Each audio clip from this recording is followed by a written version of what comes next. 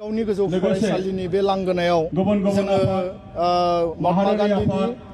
जोनोम सान बा माहारिनि बिफानि जोनोम सानखौ जोङो बेयाव खुंफुंदों आरो बिनि गेजेरजों बिथांनि मुसुखायाव बिबार बावनाय फिरफिला माहारिनि फिरफिला बिरहोनाय गोजोननि थाखाय फारौ बिरहोनाय आरो लोगोसे सिम्बलिक आर्म्स बार्निं सेरेमनि जों लादों। बिनि गुबै जाहोनानो जाबाय जे जोङो अराय शान्ति गोजोनखौ लुबैयो, जों अहिंसानि मोन्थोरजों थांना थानो लुबैयो आरो बे अहिंसानि जि देश बा जि माने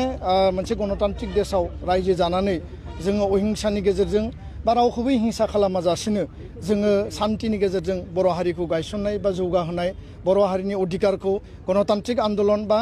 हिंसा गैयै आन्दलननि गेजेरजों शान्तिनि गेजेरजों जोङो मोनफुंनांगौनि थाखाय जिखिनि हाबा मावबोबाय आरो मावलांनांगौ दङ बेखौ जों मावगोन। खिन्थु दिनैनि समाव 2020 मायथाइनि 27 जानुवारियाव एनडिएफबिनि मोनब्रै ग्रुपआ शान्ति सुक्ति खालामबाय, 2003आव बिएलटिआ सुक्ति खालामबाय आरो बे सुक्तियाव दुलाराय बर' फरायसा आफादा मदद होदों, जों थाफादों आरो जोंबो सागानगिरि हिसाबै थादों। जाहोना जाबाय जे जोंनो गोजोन नांगौ आरो गोजोन सुक्तिनि गेजेरजों जोंनि अधिकार, जोंनि जौगानायनि थाखाय जोंनि हारिनि सिनायथि, हारिनि मोन्थाय गासैबो बिथिंखौ जोङो मोनफुंनायनि गेजेरजों दिनै मावनानै लानांगौ आरो दिनै एकर्ड इमप्लिमेन्टेसननि खामानिया सोलिबाय थादों। बेबायदि समाव दिनै आरोबाव माखासे ग्रुपफोरा अहिंसानि माने लामाखौ नागारनानै हिंसानि लामा लानानै माने गोसोआव आबेग आरो गोसोआव इमोसन सेन्टिमेन्टनि माखासे माने बाथ्रा लानानै हाग्रायाव थांफिननायखौ जों खोनानो मोन्दों, मोनसे नङा मोननै। आरो दिनै बिथांमोनखौ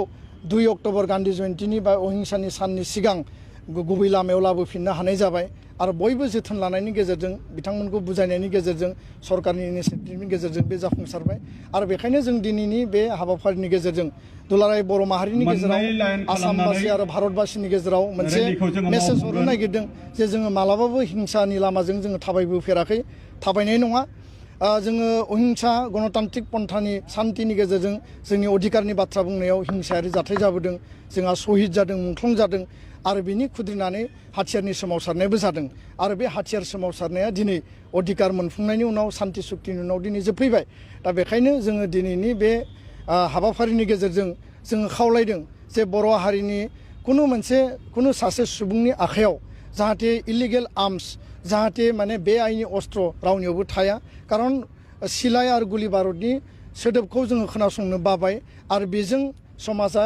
हिंसानि माने हिंसाजों गाग्लोबजानानै थायो आरो जेब्ला हिंसाया थागोन बेयाव फरायनाय